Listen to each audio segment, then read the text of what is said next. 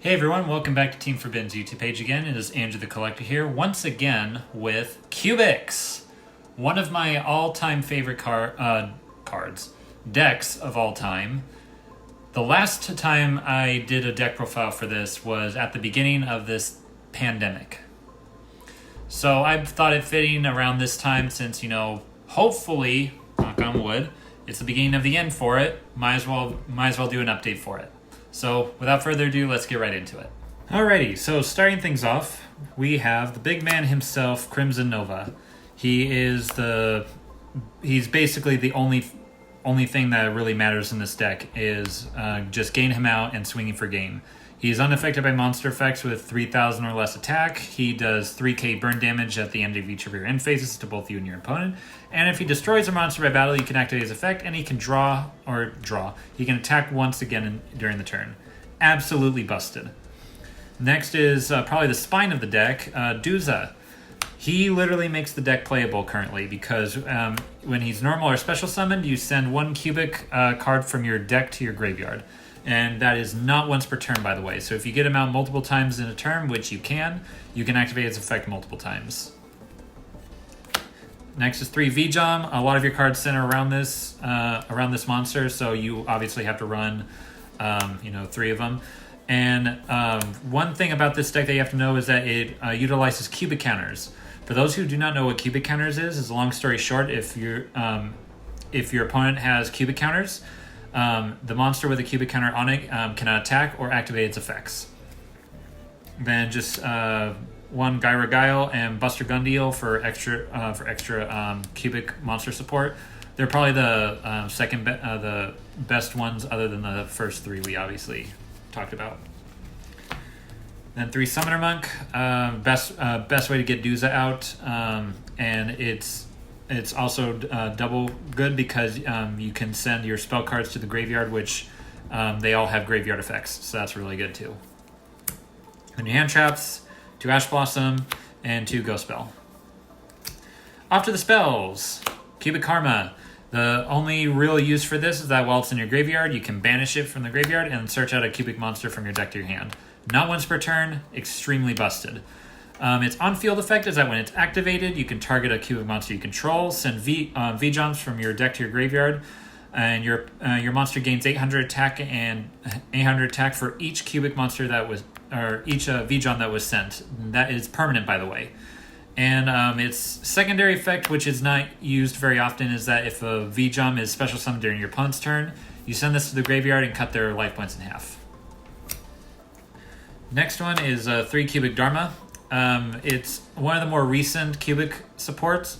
It's a continuous spell. When it's activated, while it's face up on the field, you take no battle damage from battle involving a cubic monster. And once per turn, you can discard a cubic card to draw 1 card. Good way to get karma into your graveyard to draw 1 card, and then banish it to get your search. And then what it's a graveyard effect is you can banish it to add a cubic monster from your graveyard to your hand.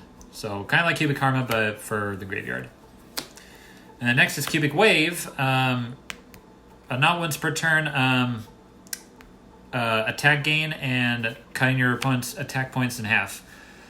Basically you activate it, you target a cubic monster that you control and a monster that your opponent controls, double your cubic monster's attack, and cut their monster's attack in half, permanently, by the way. And this is not once per turn activation, so if you have 2 of these plus Crimson Nova on the field, that is a whole lot of damage.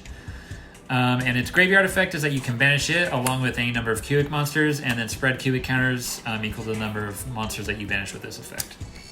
And since we want our spells in the grave, same with our traps, 3 Foolish Burial of Goods. Since we hardly care about our extra deck, we have 3 Pot of Extravagance to get that extra draw power. And the thing that really makes this deck warrant an update is Forbidden Droplets. It goes back to what I've been saying about wanting your spells and traps and sometimes monsters in the graveyard. So this is a really good way to get all those cards in the graveyard from your hand or from the field, as long as negating your opponent's monster stuff and cutting their attacks in half. So yeah, if you're running cubics, definitely looking to gain this card. It is really expensive, but if you have the cash, I highly suggest you shell it out. But if not, you can still run cubics without it. I'm just saying it brings it up to an entirely new level. Now after the traps, 2 cubic ascension, 2 cubic casualty, and 1 unification. Unification, you only need it for its graveyard effect in this build because I'm not running the fusion. It's the fusion. It's the thing that gets the fusion out. Its graveyard effect is that if a cubic monster you control leaves the field by any means and anywhere, you banish it and special summon a level 4 or lower cubic monster from your deck to your side of the field, aka Duza. And during this turn, it cannot be destroyed by battle or by card effects. Casualty, it's literally you activate it and you can spread cubic counters equal to the number of cubic monsters that you control. So good for interrupting your opponent's stuff. And Ascension is basically your the way you get your V-Jumps out. You special summon activate. You special summon a V-Jump from your hand, deck, or graveyard. And yeah, that's when you declare an attack. And its secondary effect gets out all the other 3. And for extra deck, you can literally do this any way that you want. You can go rank 4s with your Duzas. You can go Lynx with IP Masquerena, Tornado Dragon, Abyss Dweller. But I would say that your best bet would be having at least Abyss Dweller, Tornado Dragon, and Baguska, since they are the best. Maybe Daigusto Emerald for recursion for like your V-Joms and Crimson Novas. But honestly, the side deck is up to you. If you guys want me to build a fusion-based cubic deck with this, let me know down in the comments. Get this video to at least 30 likes, and I'll look into getting that started for you too. Anyway, like, comment, subscribe, comment down below for any future video ideas, and we will catch you guys later.